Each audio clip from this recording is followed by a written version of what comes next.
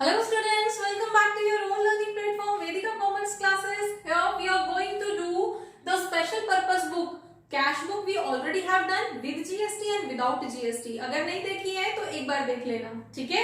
Now अब इस class में हम स्पेशल पर्पस बुक करने जा रहे हैं, लेकिन अदर देन कैश बुक. अब कैश बुक के अंदर हमने कौन सी रिकॉर्डिंग की थी? जो कैश में ट्रांजेक्शन्स हुई है, चाहे वो परचेज की थी चाहे वो सेल की थी, लेकिन उनकी ट्रांजेक्शन कैश में हुई थी तो वो रिकॉर्डिंग हमने कैश में कर दी थी. अब कुछ ट्रांजेक्शन्स हमारी ऐसी होती हैं जिनकी कैश में कोई ट्रांजेक्शन नहीं हुई है. लाइक हमने परचेज तो किया है लेकिन कैश नहीं दिया, इट मींस क्रेडिट परचेज. दूसरी तरफ हमारी क्रेडिट सेल्स हो सकती है, ठीक है. अब इसी में हमारी सेल्स रिटर्न भी होगी, देन हमारी परचेज रिटर्न भी होगी. तो बहुत सारी ट्रांजेक्शन्स ऐसी हैं जो कैश में नहीं हुई है लेकिन उनकी रिकॉर्डिंग तो मेंटेन करके रखनी है ना. तो उस केस में हमारा जो अदर पर्पस बुक है वो इन्हीं सब ट्रांजेक्शन्स की रिकॉर्डिंग के लिए बनाई गई है. डन. तो हम एक एक करके करेंगे. One is purchase book. अब परचेज बुक यहाँ पे हम पहले ही पढ़ चुके हैं. परचेज बुक हमेशा सिर्फ और सिर्फ क्रेडिट परचेज की रिकॉर्डिंग के लिए बनाई जाती है. कोई भी गुड्स हमने परचेज किए हैं, और परचेज वर्ड हमारा कहाँ पे यूज होता है? सिर्फ और सिर्फ आपकी रूटीन गुड्स अगर आपने खरीदी होती हैं उसके लिए हम परचेज वर्ड यूज करते हैं. अदरवाइज अगर हमने अपनी रूटीन गुड्स के अलावा कुछ भी खरीदा है, हमने फर्नीचर खरीदा है, हमने कोई भी मशीन खरीदी, XYZ कोई भी सामान हमने रूटीन गुड्स के अलावा खरीदा है, तो वो चीज हमारी परचेज वर्ड के अंदर कवर नहीं होती. परचेज वर्ड सिर्फ और सिर्फ आपके ऑर्गेनाइजेशन के रूटीन गुड्स के लिए यूज किया जाता है, ठीक है. लाइक अगर आपका फर्नीचर का ऑर्गेनाइजेशन है, फर्नीचर मेकिंग ऑर्गेनाइजेशन है, तो उसके रिगार्डिंग अगर आप फर्नीचर खरीद रहे हो, अगर आप कोई टिम्बर खरीद रहे हो तो वो आपके लिए रूटीन गुड माना जाएगा. अगर आपकी कोई स्टेशनरी शॉप है तो स्टेशनरी से रिलेटेड सामान अगर आप खरीद रहे हो तो वो परचेज के अंदर कवर होगा. फाइन. डन. अब हम एक क्वेश्चन करते हैं. क्वेश्चन मेरे पास जो बुक है वो TS ग्रेवाल है. हम अदर पर्पस बुक चैप्टर कर रहे हैं, लेकिन अगर आपके पास एडिशन चेंज है तो ये क्वेश्चन आपकी स्क्रीन पे फ्लैश हो रहा है, आप उसके अकॉर्डिंग इसको सॉल्व कर सकते हैं. Fine. So let's start the question. अब एंट्री करने से पहले हम अपनी फॉर्मेट को एक बार स्टडी कर लेते हैं. फॉर्मेट के अंदर क्या क्या चीजें कवर होती है हमारी? Date, particulars, invoice number. Invoice number जो भी हमारे बिल के ऊपर नंबर होगा उसको डाल देंगे. हमें यहाँ पे अभी इसका कुछ नहीं करना है. Again ledger folio. Ledger folio भी हमारे लेजर का पेज नंबर होगा, उसका भी अभी हमें कुछ नहीं करना है. डिटेल्स. अब हमारे जो भी सामान खरीदा जाएगा, जो भी परचेज की जाएगी, उसकी डिटेल्स हमें यहाँ पे डालनी है. लाइक कितनी उसकी कॉस्ट थी, उस पर ट्रेड डिस्काउंट मिला, कैश डिस्काउंट मिला, फाइनली हमें वो कितने की पड़ी, वगैरह वगैरह. डन. Next cost. अब ये जो डिटेल वर्ड हमने यहाँ पे लिखेंगे उसके अंदर कॉस्ट कितनी इन्वॉल्व थी, अगर उसमें जीएसटी अप्लाइड हुई है तो कौन सी वाली जीएसटी हुई है? IGST या CGST एंड SGST. दोनों में से जो भी अप्लाई हुई होगी उसका अमाउंट हम यहाँ पे लिख देंगे. और परचेज के टाइम पे हम इनपुट जीएसटी यूज करते हैं, ठीक है. एंड देन जो टोटल हमारा रहेगा वो टोटल हम यहाँ पे लिख देंगे वन बाय वन. और अगर आपके क्वेश्चन में मिक्स परचेजेस दी गई हैं, लाइक कुछ परचेजेस आपने कैश में करे, कुछ परचेजेस आपने क्रेडिट में की हैं, तो आपको उस क्वेश्चन में से सिर्फ क्रेडिट ट्रांजेक्शन्स को, क्रेडिट परचेज वाली ट्रांजेक्शन्स को उठाना है और यहाँ पे रिकॉर्ड करना है, क्योंकि कैश ट्रांजेक्शन्स की रिकॉर्डिंग ऑलरेडी कैश बुक में हो चुकी है, उन्हें दोबारा से रिकॉर्ड नहीं करेंगे हम. डन. तो क्रेडिट परचेज के लिए हम यहाँ पे क्वेश्चन ले लेते हैं. फर्स्ट इज हमारे पास जो डिटेल दी गई है दैट इज ऑफ फरवरी, ठीक है. नेक्स्ट 1 फरवरी को purchase from messrs Narayan and company. तो हम यहाँ पे हेडिंग भी डाल देंगे, purchase book of messrs Narayan company Delhi. Means Delhi की कंपनी है और उसकी फर्स्ट ट्रांजेक्शन जो हो रही है मेसर्स ब्राउन एंड कंपनी से कोलकाता से ट्रांजेक्शन हो रही है. तो यहाँ पे हमारा जीएसटी तो अप्लाई होगा, और जीएसटी कौन सा वाला होगा? IGST. तो उसकी डिटेल हम डालेंगे. अभी पहले हम अपनी ट्रांजेक्शन रिकॉर्ड कर लेते हैं. वो यहाँ पे सारी रजिस्टर्स खरीद रहा है, पेंसिल्स खरीद रहा है, तो उसकी इन ट्रांजेक्शन से हमें नजर आ रहा है, ये समझ आ रहा है कि वो जो शॉप है या वो जो ऑर्गेनाइजेशन है वो स्टेशनरी से रिलेटेड है। ठीक है, तो स्टेशनरी से रिलेटेड चीजों को हम परचेज के अंदर रिकॉर्ड करेंगे। डन। तो हमारी फर्स्ट ट्रांजेक्शन होगी 1 फरवरी को, messrs brown and company. Fine. अब उसने क्या क्या खरीदा है इससे, ये तो हमारी मेसर्स ब्राउन एंड कंपनी के साथ ट्रांजेक्शन हुई है, तो क्या क्या खरीदा है, 5 gross pencils eight the rate of 1200 पर gross. 5 gross pencils eight the rate of 1200, तो इतना हो जाएगा अमाउंट इसका, 6000 रुपीज की उसने पेंसिल्स खरीदी है। ठीक है, तो इसको हम किस तरह से लिखेंगे, पेंसिल्स, ठीक है, कितनी, 5 gross eight the rate of 1200, और इसकी डिटेल हमने यहां पे आके मेंशन की है डिटेल्स कॉलम में। Done. Next is 2 dozen registers at the rate of 500 per dozen, तो उसने रजिस्टर्स खरीदे हैं, कितने, 2 dozen at the rate of 500 per dozen, तो कितने अमाउंट के खरीदे हैं उसने, यहाँ पे 1000 रुपीज के उसने रजिस्टर्स परचेज किए हैं। डन। और ये सारा ही क्रेडिट में हो रहा है, कैसे पता, क्योंकि उसका नाम दिया हुआ है। ठीक है, तो अब ट्रेड डिस्काउंट दिया है 10%। अब 10% का ट्रेड डिस्काउंट पे उसने ये सारी चीजें खरीदी हैं, तो हम क्या कर देंगे, less trade discount at the rate of 10% का हमारा क्या रहेगा, 6000 ये और 1000 ये, टोटल हमारा 7000 हो गया। तो 7000 में से 700 रुपीज माइनस कर दिए, जिसको हम ब्रैकेट के अंदर शो करेंगे। उसे कितना अमाउंट पे करना पड़ेगा, यहाँ पे 6300 रुपीज का अमाउंट पे करना पड़ेगा। और हमारा ये ट्रांजेक्शन कहां से हो रही है, कोलकाता से, तो दिल्ली और कोलकाता इंटर स्टेट ट्रांजेक्शन हुई है, तो हमारी कौन सी वाली जीएसटी अप्लाई होगी, हमारी आईजीएसटी अप्लाई होगी। कितने परसेंट से, तो GST applied at the rate of 5%। इस प्रोडक्ट पे 5% जीएसटी अप्लाई होती है, तो इसका 5% जो हमारा अमाउंट आया है, फाइनल अमाउंट आया है, उसका 5% हम कैलकुलेट करेंगे। तो 6300 का अगर हम 5% कैलकुलेट करते हैं, इट कम्स 315 रुपीज। ठीक है, तो ये हमारे यहाँ पे ऐड हो जाएंगे, जीएसटी है। ठीक है, तो अब हमारे यहाँ पे कॉस्ट कितनी है इस प्रोडक्ट की, 6300 कॉस्ट आई है।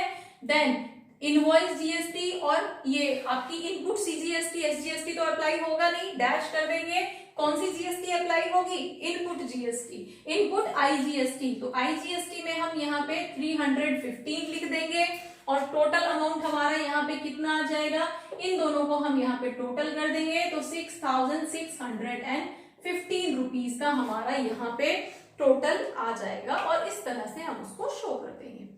फाइन। अगर इस सामान को लाने के लिए फ्रेट चार्जेस भी दिए होते, कैरेज इनवर्ट चार्जेस भी दिए होते, तो उसको भी हम यहाँ पे प्लस करते, और यहाँ पे एक और कैरेज इनवर्ट चार्जेस का एक कॉलम बनाते, और सबको टोटल करके यहाँ पे शो कर देते। फाइन।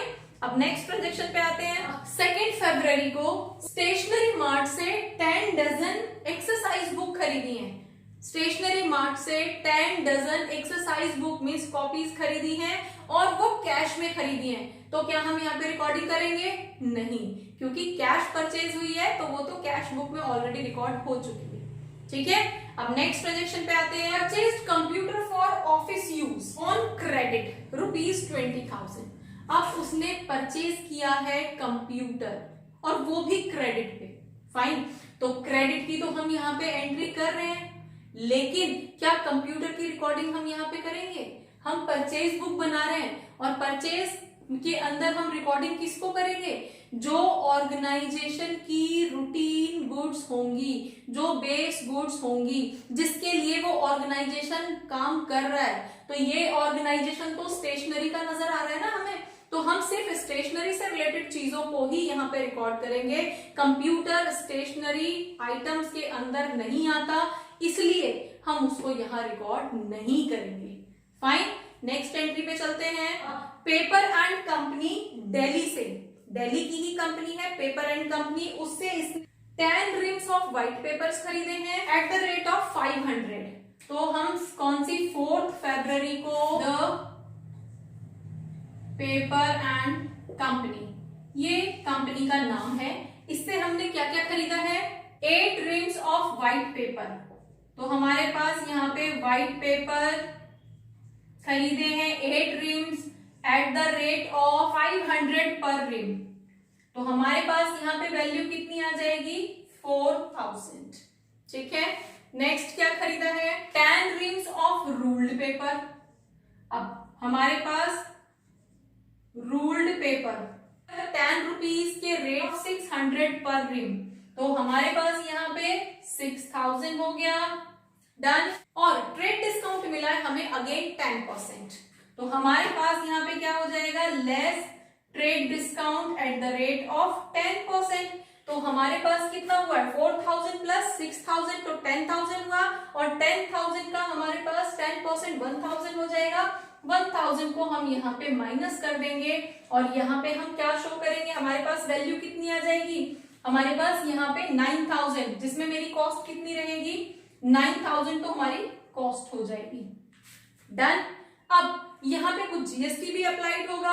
अब दिल्ली की ही ये कंपनी है और दिल्ली से ही ट्रांजैक्शन हो रही है, तो जीएसटी कौन सी अप्लाई होगी, CGST and SGST. Intra state हो रहा है ना, with in the state transaction हो रही है, तो उस केस में हमारी इंट्रा जीएसटी होगी और सीजीएसटी और एसजीएसटी अप्लाई होंगी। अब जीएसटी रेट कितना दिया हुआ है, जीएसटी रेट इज गिवन 5%। अब अगर जीएसटी 5% हुआ है तो 2.5% तो सीजीएसटी हो जाएगा, 2.5% एसजीएसटी हो जाएगा, हाफ हाफ डिवाइड कर देंगे 5% को। तो हमारे पास यहाँ पे 9000 अमाउंट पे जो जीएसटी अप्लाइड होगी, GST at the rate of 5%, it means 2.5% CGST, 2.5% SGST. तो यहाँ पे हमारे पास कितना हो जाएगा, यहाँ पे 5% आ जाएगा 450 रुपीज। ठीक है, तो 450 रुपीज में से हमारे पास 9000 तो कॉस्ट हो गई, 450 में से 225 हमारी इनपुट सीजीएसटी होगी और 225 हमारी इनपुट एसजीएसटी होगी। तो टोटल हमारे पास यहाँ पे कितना हो जाएगा, अब आपकी आईजीएसटी तो अप्लाई नहीं होगी, जब सीजीएसटी और एसजीएसटी लग गए तो आईजीएसटी नहीं लगेगी। हमारे पास टोटल कितना आ जाएगा, 9450 रुपीज यहाँ पे हमारा टोटल ट्रांजेक्शन हुआ पेपर एंड कंपनी के साथ, डन। नेक्स्ट ट्रांजेक्शन ये 5 फरवरी को वर्मा ब्रदर्स एंड कंपनी से 80 रेनॉल्ड्स पेन खरीदे हैं।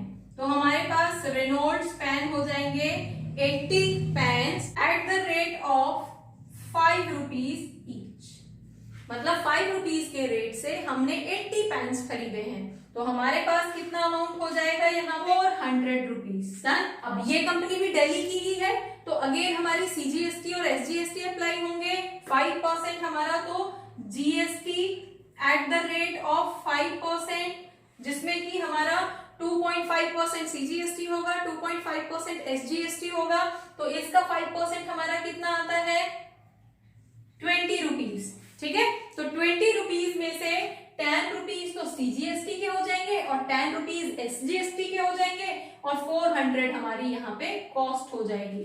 तो यहाँ पे मेरी टोटल कॉस्ट कितनी आएगी 420 रुपीज, डन। बस अब इस क्वेश्चन के अंदर क्रेडिट ट्रांजैक्शंस तो सिर्फ इतनी ही थी जिनको हमें यहाँ पे रिकॉर्ड करना था। ये फॉर्मेट बहुत इजी होता है, लेकिन जो चीज ज्यादा इजी होती है उसमें कंफ्यूजन के चांसेस ज्यादा होते हैं। ठीक है, तो आपको सिर्फ ये ध्यान रखना है कि एक तो हमें किसी भी कैश ट्रांजैक्शन को यहाँ पे रिकॉर्ड नहीं करना है। सेकेंड, हमारे पास क्रेडिट ट्रांजैक्शन हुई भी है, लेकिन अगर वो परचेज वर्ड के अंदर कवर नहीं होती है, इट मींस अगर वो उस ऑर्गेनाइजेशन का रेगुलर रूटीन गुड्स नहीं होता है, तो हम उसको रिकॉर्ड नहीं करेंगे। हम यहाँ पे सिर्फ और सिर्फ क्रेडिट परचेज रिकॉर्ड करेंगे और परचेज हमारी जो रूटीन गुड्स की होंगी सिर्फ उन्हें रिकॉर्ड करेंगे, डन। तो अब हम यहाँ पे फाइनली टोटल कैलकुलेट कर लेते हैं। टोटल परचेज कितना अमाउंट उसको देना है 6,615 रुपीज, तो उसको मैसर्स ब्राउन एंड कंपनी के देने हैं। देन 9,450 उसको पेपर कंपनी के देने हैं एंड 420 रुपीज उसको वर्मा ब्रदर्स के देने हैं। ठीक है, तो टोटल अमाउंट कितना होगा 16,485 रुपीज उसको फाइनली पे करने हैं। परचेज बुक का टोटल 16,485। अब सारे ही कॉलम को हम यहाँ पे कर लेते हैं टोटल। यहाँ पे 315, यहाँ पे 235, अगेन 235 और यहाँ पे हमारे पास आ जाएगा 15,700 रुपीज। कैसे क्रॉस चेक करेंगे? हमारे इन चारों कॉलम्स का टोटल इस टोटल के इक्वल आएगा। ठीक है, हमारी परचेज बुक ठीक होगी। और अगर यहाँ पे नहीं आता है इट मीन्स हमारी कहीं कैलकुलेशन में मिस्टेक है। एक बार कैलकुलेशन चेक करके उसको दोबारा से कर लें। होपफुली परचेज बुक कैसे करते हैं, परचेज बुक बनाते टाइम हमें किन किन चीजों का ध्यान रखना है ये आपको समझ आया होगा। So keep